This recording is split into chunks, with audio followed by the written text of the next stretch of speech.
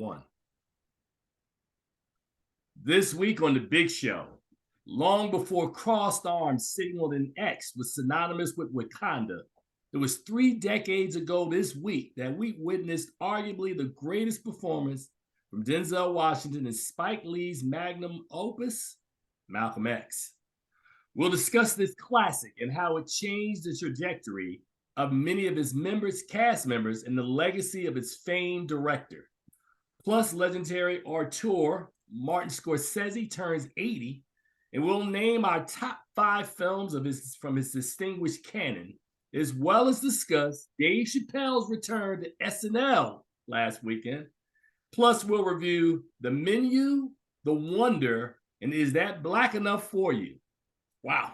We'll have all that and more on episode 514 of Keeping It Real with FilmGordon. Strap in. It's going to be a good hour. Let's go. All right, and welcome to the latest episode, Keeping It Real with FilmGordon. I am Tim Gordon. That is Charles Kirkland. I think I pointed wrong because you're on that side. And welcome to the latest edition of our show. Charles, how you doing, my friend? It's a big day. I'm doing pretty good. I'm glad to be here on the 30th anniversary of the seminal work that we getting ready to talk about. Everything's cool. All right, man. All right. So we will talk later on and salute the 30th anniversary of Malcolm X. I've got a lot to say about this because, literally, this movie changed my life, man. Literally, I remember it like it was yesterday. So we'll talk a little bit about that. And also, as I said earlier, we have several films to review, including The Menu, The Wonder, and the newest doc from Elvis Mitchell that we missed last week. So we're going to do it this week because it's going to all tie together. Is That Black Enough for You? So all that's coming up, so stay tuned. So we're going to start off today with SNL, Dave Chappelle's third time hosting, which occurred last Saturday. We did the show on Friday or Thursday, so we're doing our recap, man. I'll just say that I didn't find out until late that Chappelle was going to be hosting, right? So I was like, oh yeah, well, that's intense. That's like must-see TV. No, when I say I found out late, I might have found out like Saturday morning. So I didn't know. I hadn't been paying attention at all because, we're doing other stuff. I was making plans to leave to go out of town, which I'll talk a little bit about. And I strapped in, man. I stayed up, 11:30 rolls around and they have this cold opening. I'm like, yeah, I'm good with the cold opening. Get me to the monologue because that's what you wanted to see. And I will just say, Charles, for me, and I'll ask you, afterwards, that the fact that he did the longest monologue in SNL history, it was 15 minutes and some change. He came out hot, not attacking, but, just talking about Kanye, the whole issue with his anti-Semitic remarks and the Jews. He hit Trump. And then he did a callback at the end for a joke that he set up earlier that he ended with. Charles, I thought it was fantastic. I laughed. That to me was the funniest overall show, because we're not going to get into all of the bits because I wanted to talk specifically about the monologue. So we'll start with that first. I thought overall the show to me was the funniest show that I'd seen SNL do since Eddie Murphy's Christmas show back in 2019. And the irony of it all, Charles, is there were some writers who were still mad at Dave Chappelle for his trans jokes that he had earlier in the closer, and said that they weren't going to write on the episode. And I said, we had discussed it. I said, man, it's not a problem. He's got Neil Brennan, he's got Donnell Rollins and some other writers. He'll be all right. And I thought he did fantastic. He had musical guests on there, Black Star, Talib Kweli, and Yasin Bey. I thought it was a great SNL. What did you think, Charles? I don't know what rock you living under, and I guess because I wasn't there to remind you about it or let you know about it, but it was 2 weeks ago. Because I don't watch all of Saturday Night Live, but I watch enough every now and then. and they said Dave Chappelle was doing the show. I was like, in 2 weeks? Oh yeah, I'm down for that. Oh yeah, I'm not going to miss that. And I don't know why I didn't invite you last week that this was happening, but Yeah, I mean, so what'd you think about the show though? the show was hilarious. In fact, the show that we had watched, they had it was kind of funny until about the weekend update, and then after weekend update, things go bad. So I was like, yeah, most people turn off SNL after the weekend update because there's really nothing else on.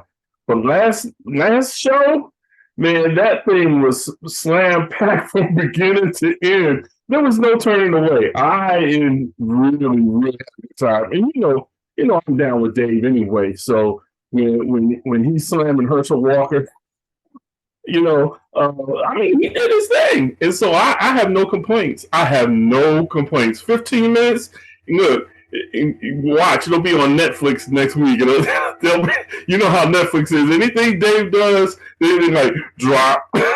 So it's already on YouTube, man. So I thought he did an amazing job, man. I didn't want to go into the humor because we got a lot of show today, but I wanted to lead off with that. That was huge last week.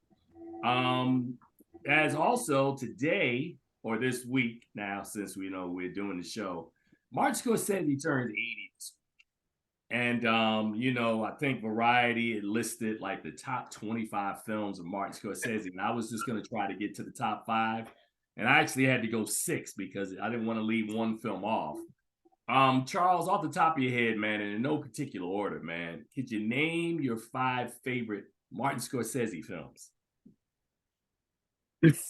Top 5? I'm just saying I'm not saying in any particular order, but just give me 5 of your favorite Martin Scorsese films.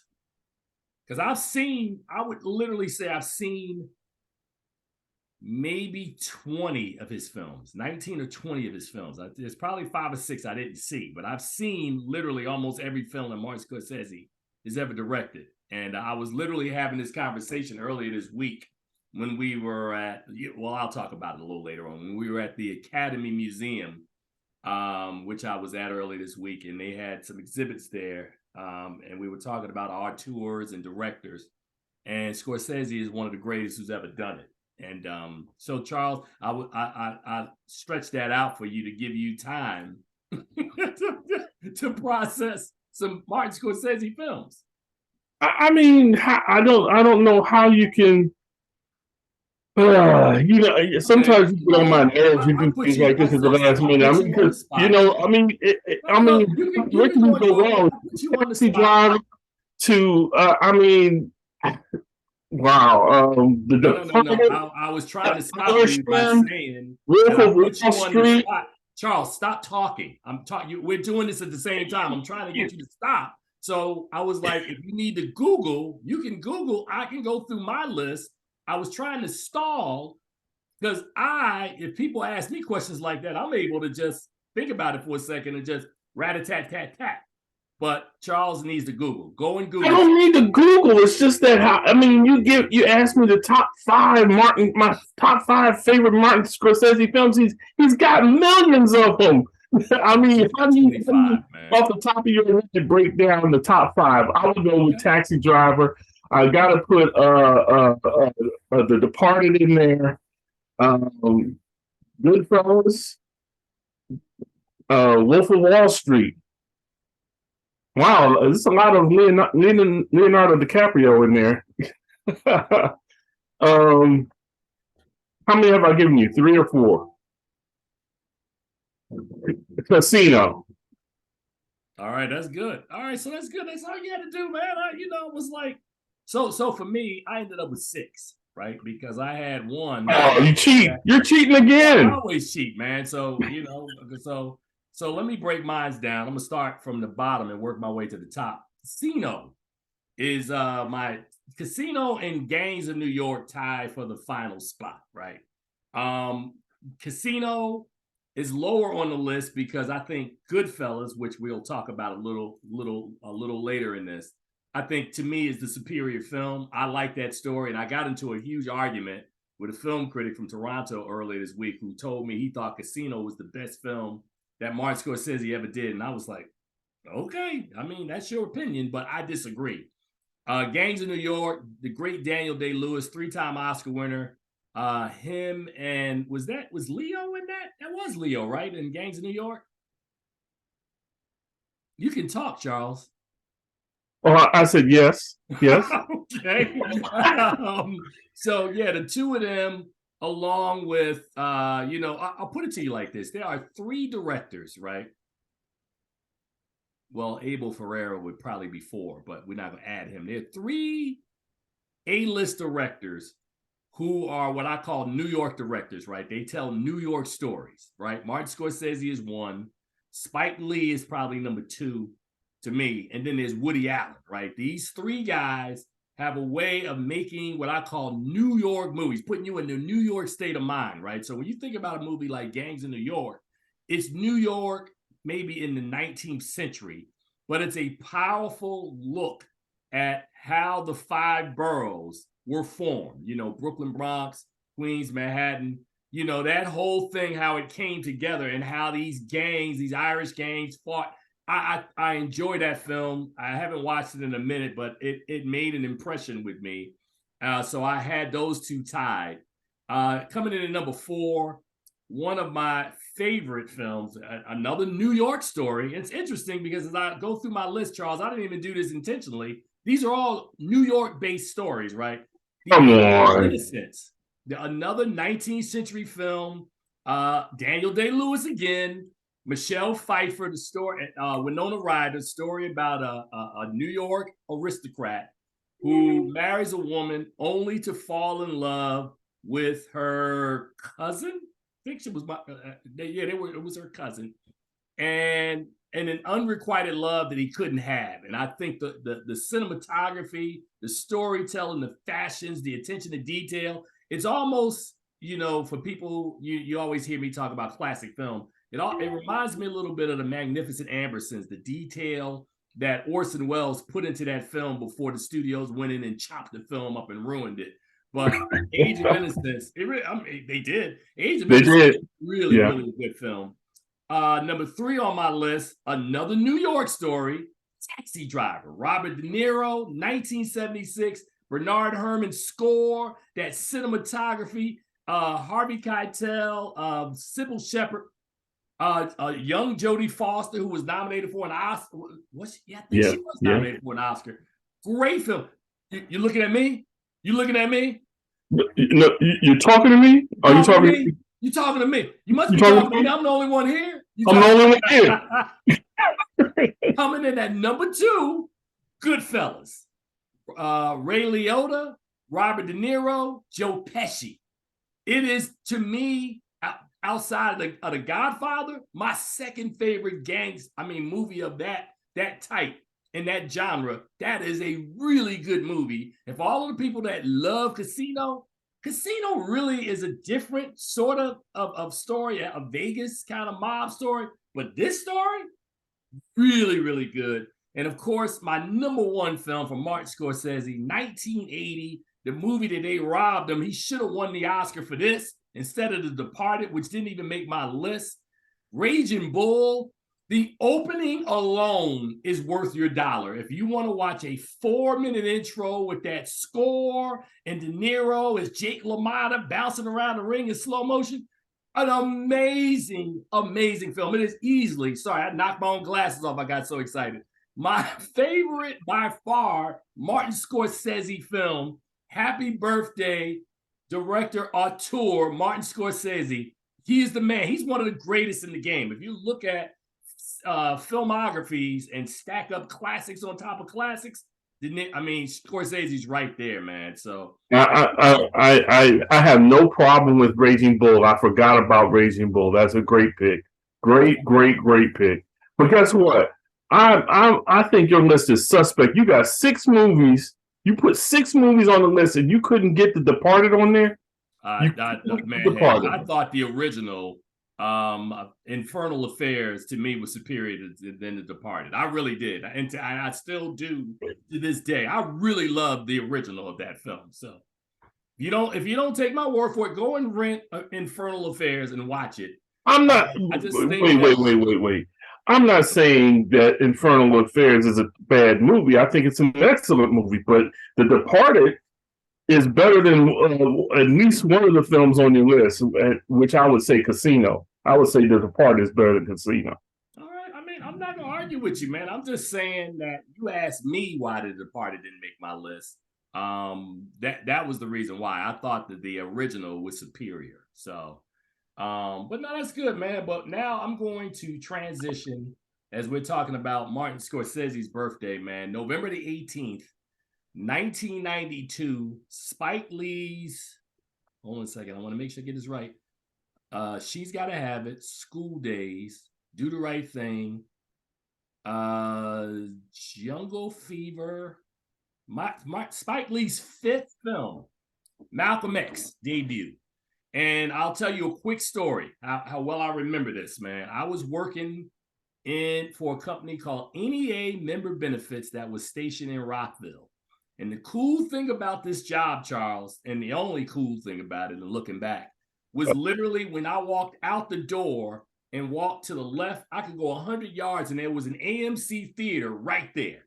So on this day, when this film opened in 1992, I literally took a half a day because I knew the movie was 3 hours long. So I left at noon and walked 100 yards, 5 minutes next door, and went and sat in the theater to watch Malcolm X. And at the time, I literally wasn't a film critic yet, but I just loved movies, and I had heard all the buzz around this movie and the backstory, which I'll talk about in a minute. And I sat in the theater, and I remember sitting there in this crowded multiplex, in this crowded screening room, and I'm watching Denzel Washington. And for people now watching this, y'all want to see Denzel Washington now. Like, Denzel is like 66, 67, so you're like, oh man, he's got these Oscar nominations and he's had this career. This was at the beginning, Charles. Denzel had only been in the game like about 10, 11 years when he made Malcolm X, man. He had debuted in 81 doing Carbon Copy. He came to everybody's attention with A Soldier Story in 84. He would win the Oscar 5 years later for Glory. And then he did some stuff in between. And then he got this movie, right? And he took the year off in 1991. Denzel didn't do anything. He prepped to play Malcolm X. And the backstory, as I would talk about, was the pressure that Spike Lee and Denzel Washington were under. And you and I have talked about this on this show before, about how he had to go to Chicago and sit down with Minister Farrakhan because they wanted to make sure that in the screenplay that he wasn't blaming the Nation of Islam for Malcolm's death. There were all these folks who loved Malcolm, who wanted Spike Lee to kind of really bring some justice to the film. And let's not talk about before Spike Lee even got in the director's chair. God, what is his name? There was another director who had done In the Heat of the Night and a bunch of other movies who was supposed to be in it. Can you Google that, Charles, as I'm telling the story? No. The original, what? No. What the are you saying? Before Spike Lee got it, they had another director. And this director, Spike Lee, said that it had to be a Black director telling Malcolm's story. And they took that director off and put Spike Lee on. And I'm just trying to get you to Google that to find out who that director was. I'm doing myself, man. Charles, man. Goodness gracious. Help me help you, Charles. I'm still. I can't remember the director's name. Malcolm X, the original director. Malcolm X. Because this is important to the story, because this is part of the background of all the things, the drama that went on behind the scenes, man, of them trying to make this movie. Marvin Worth wrote the screenplay. It was directed by, it won't tell me right now, but there was another director, a prominent white director, who they initially hired to do it. Spike Lee went in and told them that, what does that sound, man? I don't hear anything. Charles, mute, Charles. Thank you. So it is you. So they took the director off. There was a sound of something coming out on your side. Spike has all this pressure, man. And on top of this, he goes to Columbia at the time to work out the budget. If it was Columbia, the studio they go to, and Spike asked for like 35 million, and I think they gave him like 26 million. And then they raised it. I remember these numbers because these numbers were all in the press, Charles. They raised it to 28 million and then attached the bond to it that said that Spike had to go out and find, like, they wanted a 2-hour cut. And Spike Lee was like, no way. This Malcolm's life is expansive. We need 3 hours to tell this story, right? So the studio wouldn't give him any more money. Spike had to go and tap into his celebrity friends, which is why if you watch Malcolm X today, you will see Bill Cosby, Magic Johnson, Michael Jordan, Janet Jackson, Tracy Chapman, the late, what is her name from Duke Ellington? Peggy Cooper Cafritz. There were a bunch of people that Spike had to go to get money to finish the film, right? Don't forget Prince. Prince, yeah, I'm talking. If I'm leaving anybody out that's prominent, just he went to a bunch of people and sold the vision that he was telling Malcolm X's story, and it was important, and he needed it to have this 3-hour cut. The movie ends up being 3 hours and 21 minutes long, so that's 201 minutes of Malcolm X, man. And guess what? Go ahead. Sidney Lumet. No, it wasn't Sidney Lumet. Yeah, it was. It was not Sidney Lumet. I guarantee you it wasn't Sidney Lumet. Okay. That's not the name of the guy because I remember the director. If you say his name, I'd be like, that's him. But anyway, thank you, Charles, for that contribution. That was close, but not a different white guy. So anyway, I sit down to watch this movie. And the thing you gotta know going in to watch Malcolm X is that the film has 3 hours, 3 distinctive hours, right? So the first hour is Malcolm's background and Malcolm all the way up until he's in New York, he's a hustler.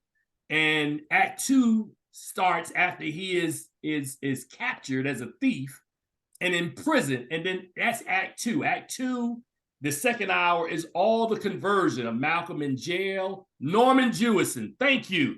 That's the guy. So Norman Jewison was the original director. Spike Lee went in, can't have this guy. Somebody's black's got to tell the story. They said, okay, Spike, you ruffled up enough feathers, you take the chair. But we only giving you 26 million. Nah, we'll bump it up to 28 million. You find the other money if you want to make this movie the way you want to make it, which is, I mean, think about that, Charles. 30 years ago, they gave that man $28 million to make a biopic. $28 million. Sad. But I mean, back in '92, that was a significant amount of money. That was a significant amount of money, and it's definitely more than Spike had budgeted for any film that he had done up to that point. Maybe, well, I'm not going to say as much as all of the earlier films combined, but it's definitely more than any film that he had, right? So, as I was saying, the second act is him being in prison, and then his transformation from Malcolm Little to becoming Malcolm X. You know, the Malcolm that we know, and then the entire third hour is all of the background of him in the nation, the jealousy.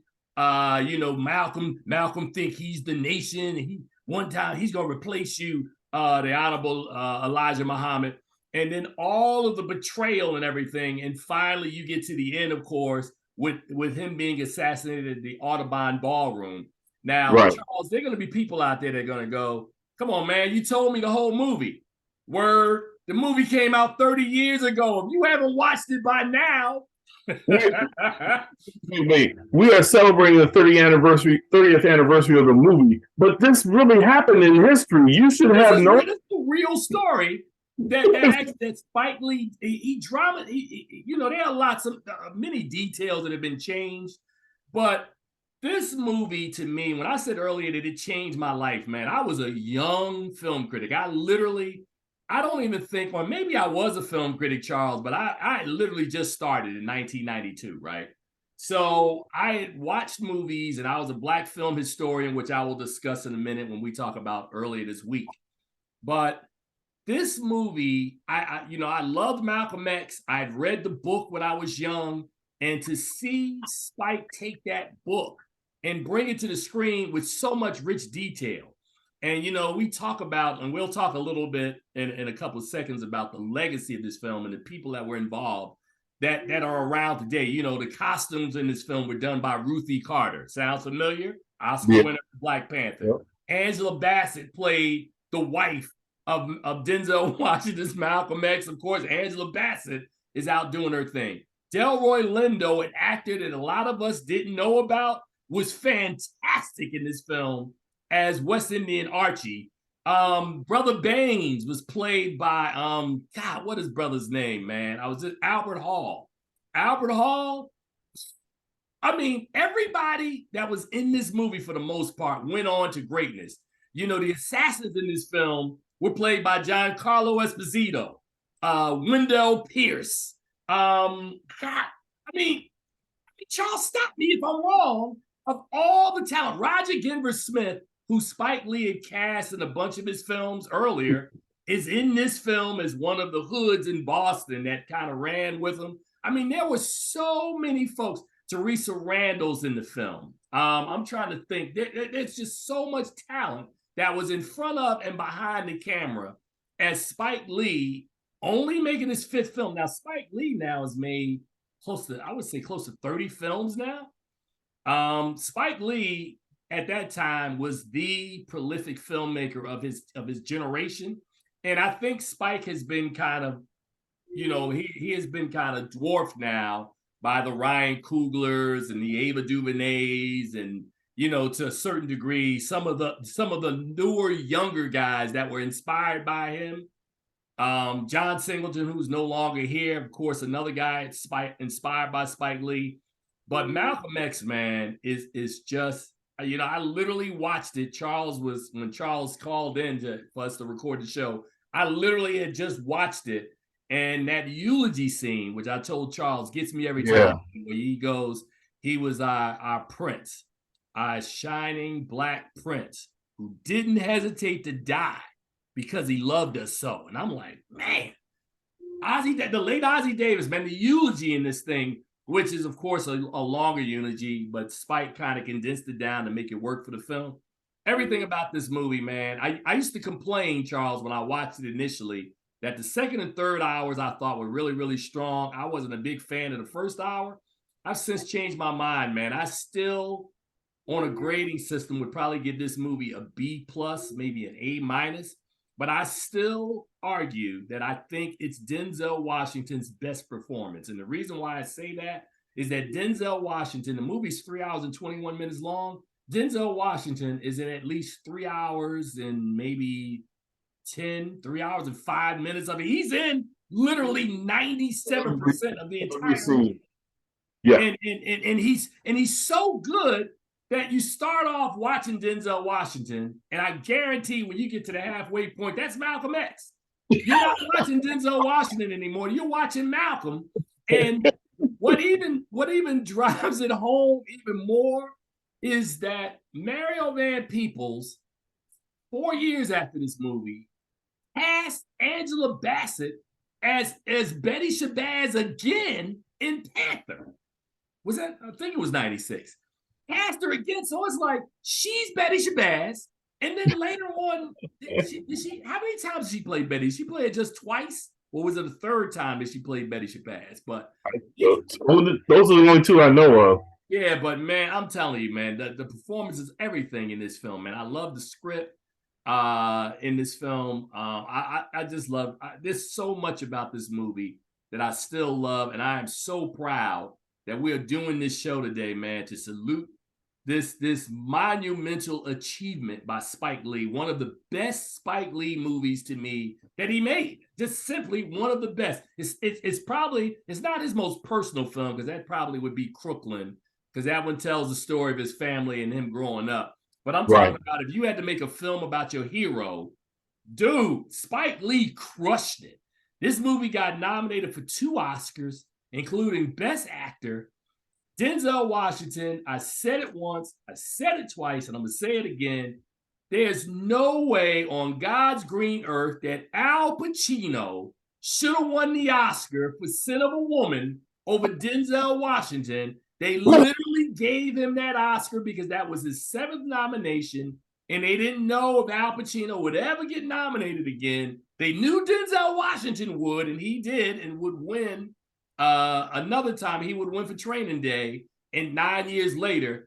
But it still serves to me, Charles, as one of the greatest miscarriages of justice. And then he got robbed again, when he did Fences years later, and they gave it to Casey Affleck, who again was not better than Denzel Washington in Fences. So Denzel Washington, who is a 2-time Oscar winner, should literally be a 4-time Oscar winner. He literally should have 4 Oscars. It's not just me saying this. Watch the movies and just do the eye test. Just do the eye test and watch Mr. Woo-ha, burn this piece to the ground. Now, I love Al Pacino. Don't get me wrong. I love Al Pacino. That performance is not better than Malcolm X. I do not love Casey Affleck, and that role is still not better than Fences. Charles Kirkland, go ahead, man. Who has ever seen that film after it was released? I don't think anybody's ever. Manchester by the Sea? Manchester by the Sea. Come on. Nobody, that was. Who you gonna believe? Me or watch this? You gonna believe me, Trump fans, or your lying eyes? You were talking about Spike Lee went and got all these investors to help him make this movie. That was a sticking point for him with Warner Brothers. Warner Brothers was really upset with him that he didn't settle for what they were giving him, and he went out and got more money from Black people to fund this film. He was supposed to direct Space Jam, but they took him off of Space Jam because of what he did with Malcolm X. But he was dedicated to making the film that he knew that he needed to make to honor this man in the way that he did. And it's an incredible film. It's an incredible film. We talk about all the talent, the launching point. People had really, before this movie, they had a really polarizing idea of Malcolm X. And it was, he was this radical guy that, nobody really, he was, whatever. But this movie really made us see who Malcolm really was and what he stood for, and how excellent he really was in what he had done.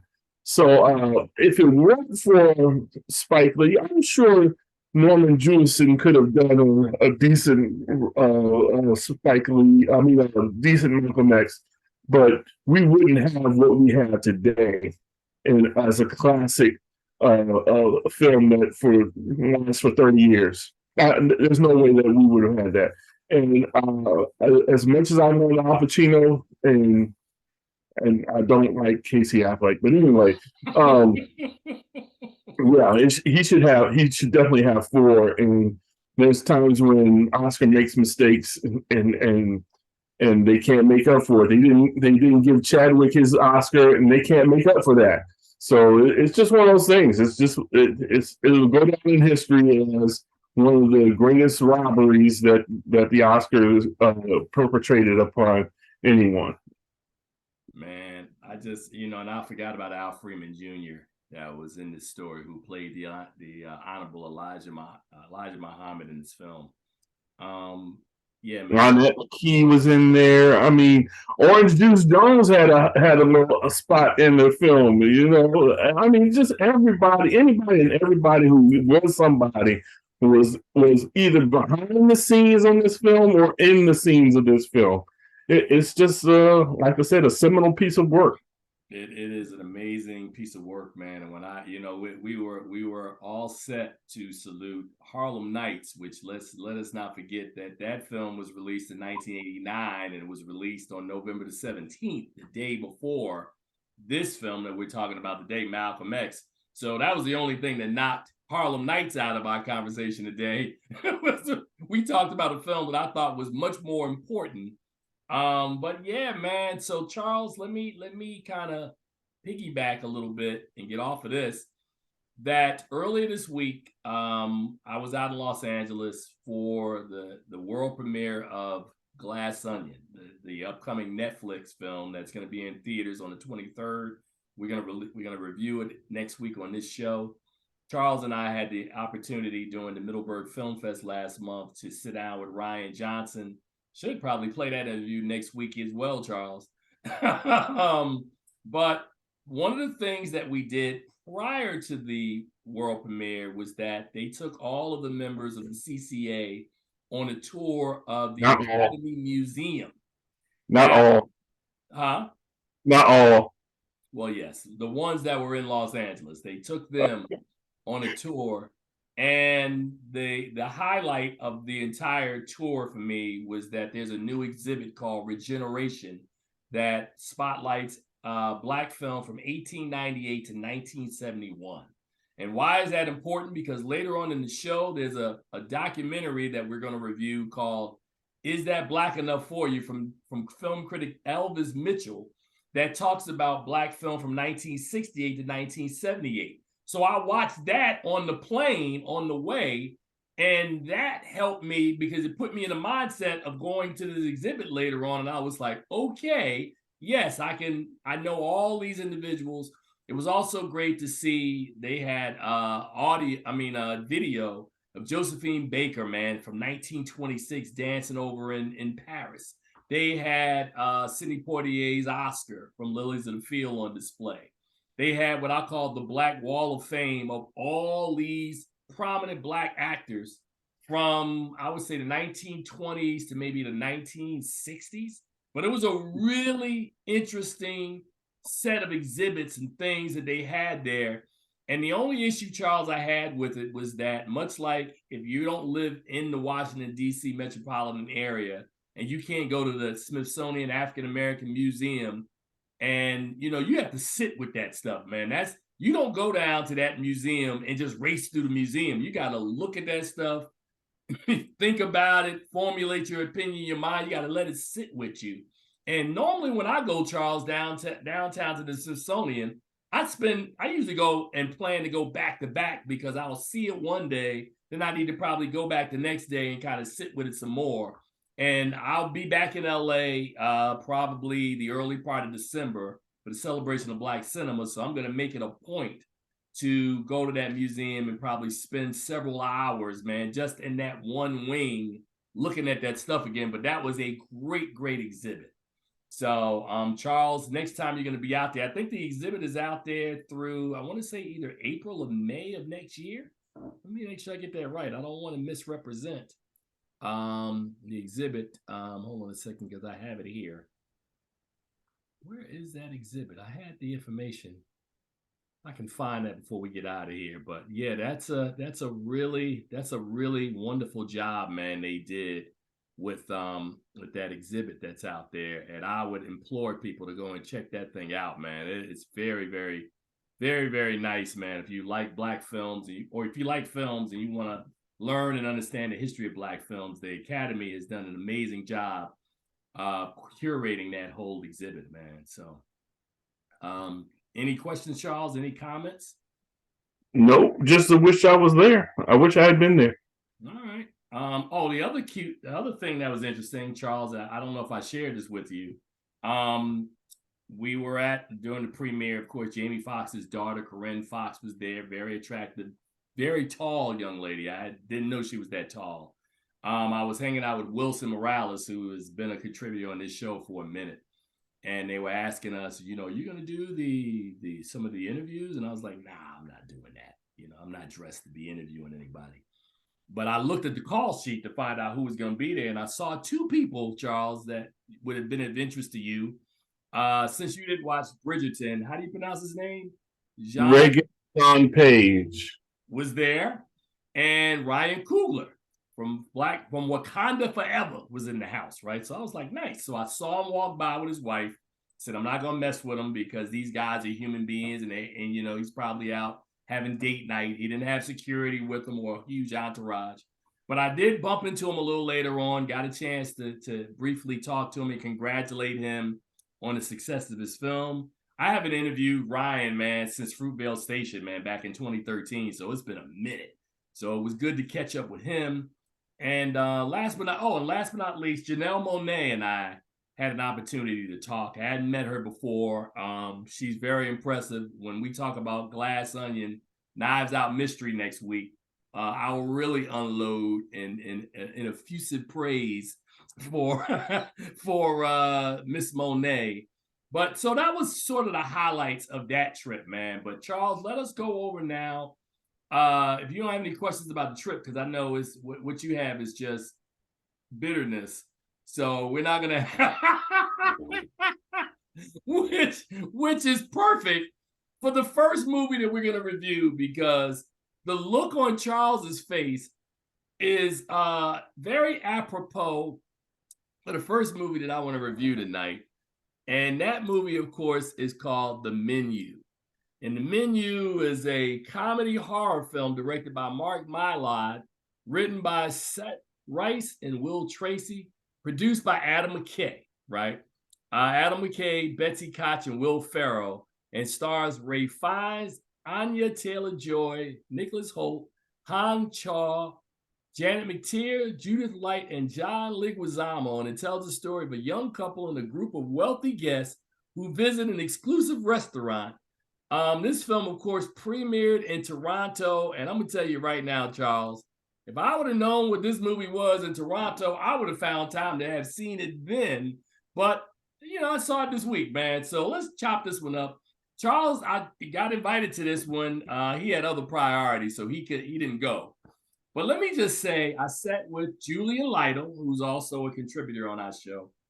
And this film, of course, I just told you the kind of a synopsis, but basically what the film was is that there's this young, ambitious guy who's a foodie, and I'm talking about like an extreme foodie, who brings a date on to this private island where they have a restaurant where the chef and his staff have created a custom menu for a group of about 12 guests, Charles.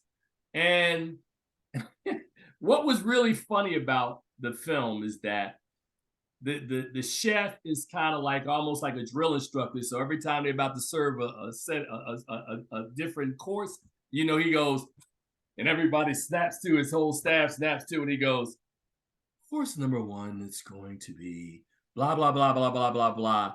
And then he goes, ready, staff? They go, yes, chef. So the thing that was funny, so you got that going on, and then you have this group of guests, Charles. You have a husband and wife, Judith Light, and I forget the other actor who plays her husband. Judith Light from Who's the Boss, and her husband are there, and they're frequent guests. They love the food experiences, so they're there. John Leguizamo plays a really aloof, kind of clueless actor who is there, because it's just something to do. He's working, I guess he has a cooking show or something that he had worked on, and he was selected to come, so he comes out. There's these three kind of investors that are there, or these three guys who work for an investor. They're money guys, they're there. There's the foodie guy that I told you with Anya Joy, who's really the only person in the room, Charles, who's really not there. She's there by accident because there was supposed to have been another guest. That guest dropped out, so the guy brings her instead. And that's an important part because the story is through her point of view. Hong Chow, who we just saw in The Whale, which you haven't seen yet, but she's also in The Whale. What are you talking about? So you remember his caretaker. She plays kind of like his number two. And man, let me tell you, Charles, as he's introducing these dishes, it's not necessarily just the food, but there's also, you heard me say it's a horror comedy, so there's a lot more there cooking than just the food. And let's just say that's all I'm gonna say. Charles, you got to see this movie, man. I howled, man, because there was one scene where one of the entrees was like he explains, he says, bread is bread, grain and water have been a staple, and poor people were eating bread for years. And now I will give you what did he say? I was gonna give you something like something that you needed bread for, but you're gonna eat this without the bread.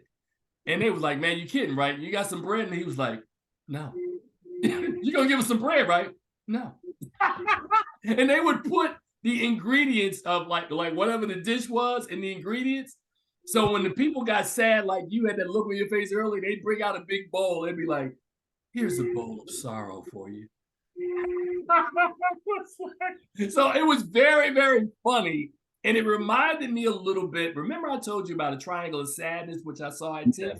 The movie that had that horrible second act where these rich people were eating all. That was the kind of food that they were being served in this restaurant in this film, in the menu.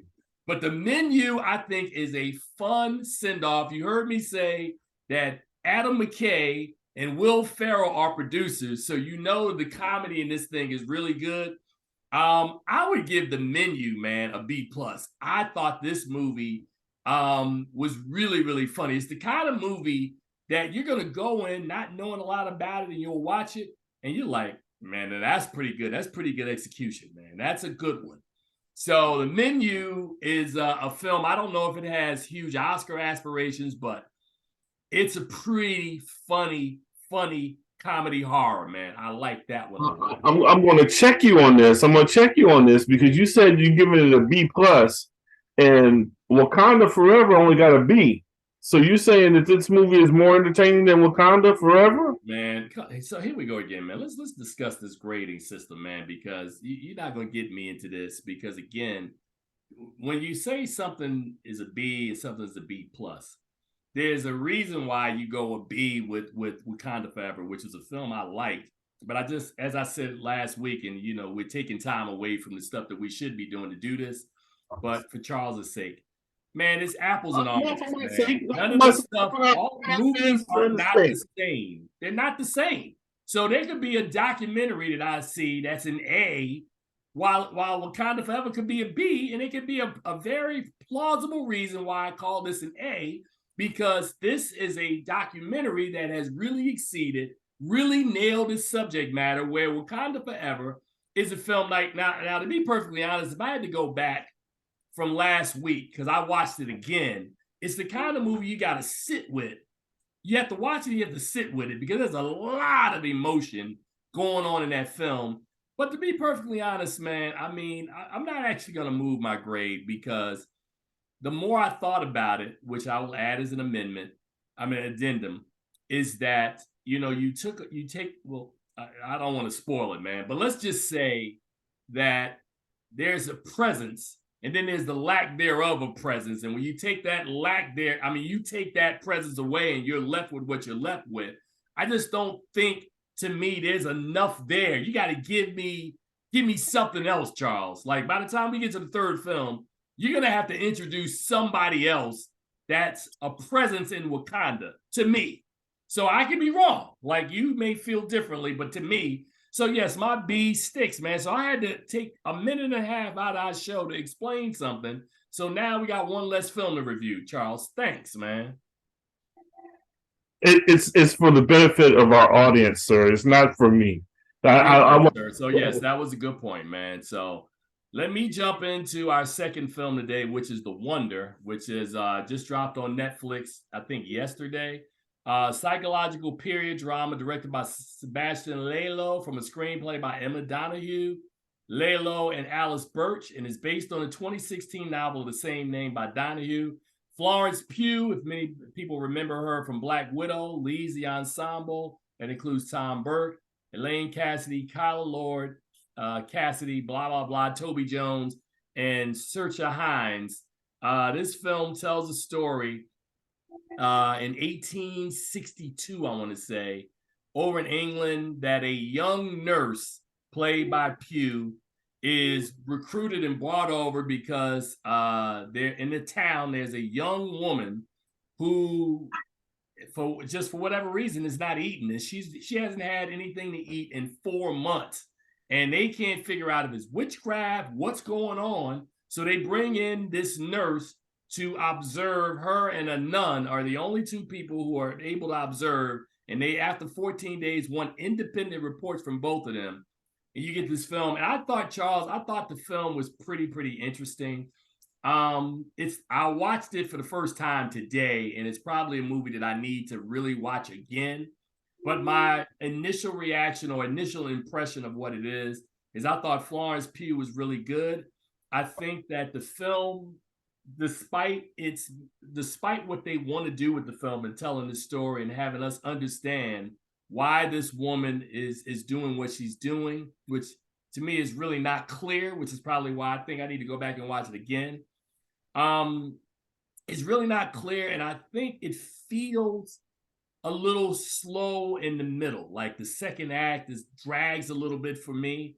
There are some things that are unexplained about she's the nurse is widowed and had lost a child, and I think that plays a little bit into the relationship that's being built between her and this woman that's on this extended fast.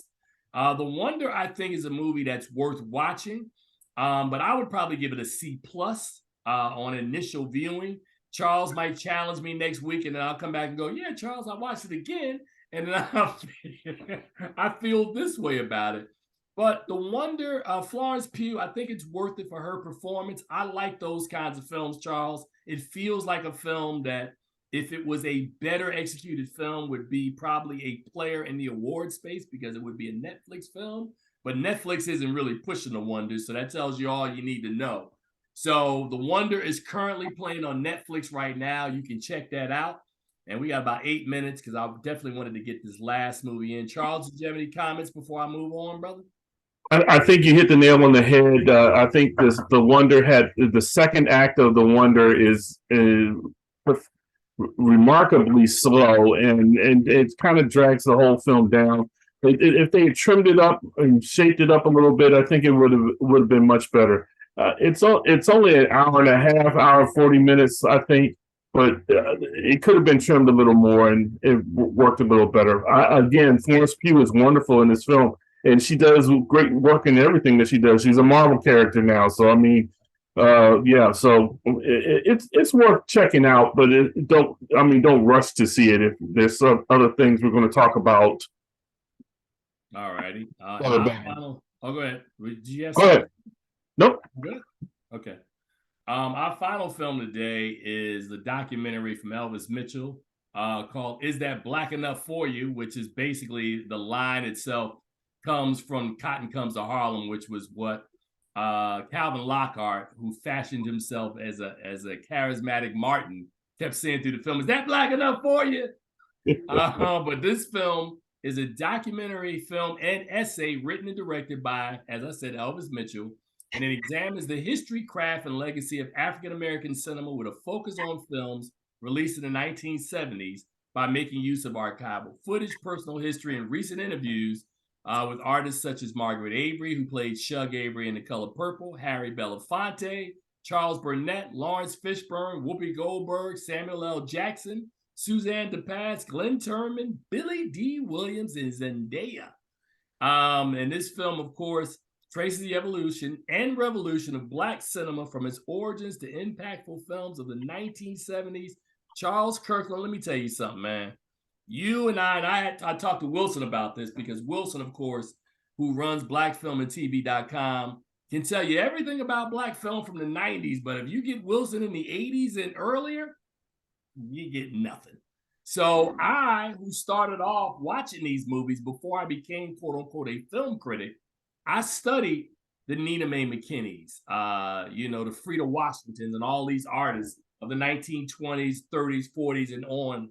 So watching this movie, I went into it, Charles, with an arrogance like, man, I know all this stuff already, man. Like, what am I going to learn? Well, let's just say there were about 4 or 5 things I learned, and I was really, really surprised. And one I will share, which really moved me, Charles, because I don't know, have you watched this thing yet? Yeah, not all of it. I still got about 20 minutes to watch, but okay. There's a piece that happens early in the documentary when he's talking, because the film started in 68, And the movie that I'm talking about came out in '69, so this is really early in the story, where he talked about this recording artist named Isaac Hayes, who worked at Stax Records, and he worked in a spot that had no air conditioning, so he would bounce out the office. And Isaac Hayes loved movies, and he really at the time was watching this movie called Once Upon a Time in the West. Right, Once Upon a Time in the West, one of Tim Gordon's favorite films of all times, tells the story of four people who come to, or it's centered around four people, but the villain in the film is a character played by Henry Fonda, who at the time was like America's dad. It would almost be like Bill Cosby in the 90s being cast in the role as a super villain who would kill kids, women and kids. And it's this famous scene where, I'm just saying, when Bill Cosby was at the height of his popularity, of casting him in this as this kind of a character would be shocking at that point in the 80s and 90s, right? So William Fonda. Henry Fonda plays this character who's bad, and you know, Charles Bronson, who's in the film, along with Claudia Cardinale, Jason Robards, Woody Strode. There's a bunch of legendary people in this movie. But in this one scene, Charles, the character, who I don't know, had Claudia Cardinale. He brings her home as his kind of mail order bride, and he's already got his family. And Henry Fonda and Henry Fonda and his group of rustlers literally shoot everybody down and kill them. And the last remaining person in the family was this little kid. And you're going, he's not going to kill the kid. Not Henry Fonda. And Charles, yeah, he did. Yeah. So the thing of telling this sequence is that Isaac Hayes watched this over and over, and it inspired him so much that he wrote a piece of music to it, Charles. Walk On By. One of my favorite intros from Isaac Hayes' 1969, just absolutely legendary album, Hot Buttered Soul. That intro of dun, dun, dun, dun, dun, dun, dun, dun. So it's not enough for them to tell it. Elvis Mitchell shows us, Charles, how that scene would play with the music. And when the rustlers come out after shooting the kid and they play the music, I'm sitting on the plane like, wow, that's pretty good. So that to me was the one. Like, there's several other stories in it that I thought were really good. I had known a lot of them. Belafonte talking about how he turned down Lilies of the Field, and to this day he would do it again. That he couldn't understand that Sidney took that. And I was like, I'm with you, Harry. I don't understand why he took it either. But there are lots of wonderful anecdotes that are in this story that I really, really liked. And Elvis Mitchell is a guy, I'm just going to be straight up and honest because Elvis might be watching. Elvis is the guy I've seen out and about, and I usually go, man, I ain't checking for Elvis, man. Elvis over there, man. I'm not saying hi to Elvis. Elvis, the next time I see you, I'm dapping you up. This documentary is the business. I really like this. Wait for it, Charles. I gave this documentary an A. So Charles is going to go, yo, man, so what you telling me, is this more entertaining than Black Panther? Yes, it is.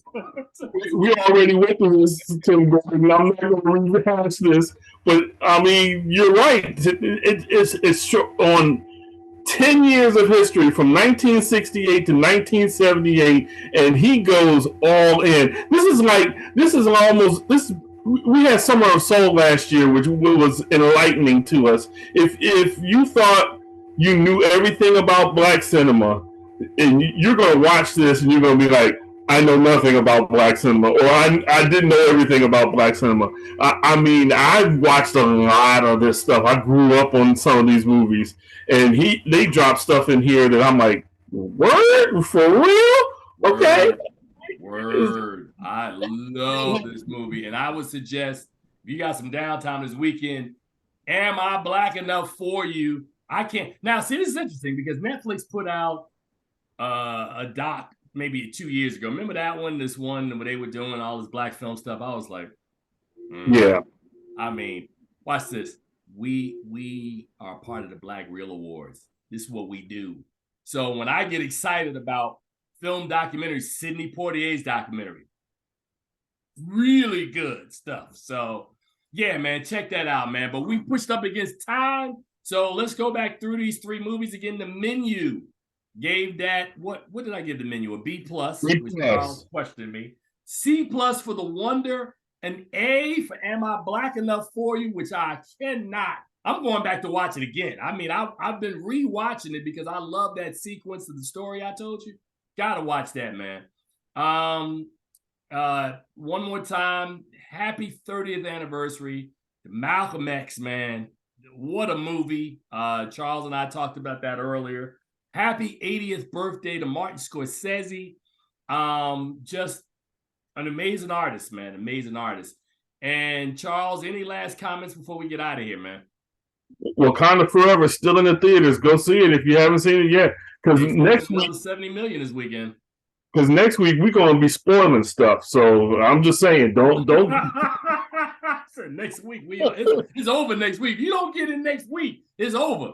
But yeah, man, as we tell you guys in closing every week, man, please see something good at the movies. We've given you several recommendations. And we'll be back in a couple of days because next week is Thanksgiving, so we got an early show next week. So we will see you again soon. You guys take care. Enjoy your weekend. If you're living on the East Coast, man, you better get a sweater, some coats, and some layers. It's cold outside. You guys take care. We'll talk to you guys next week. Enjoy.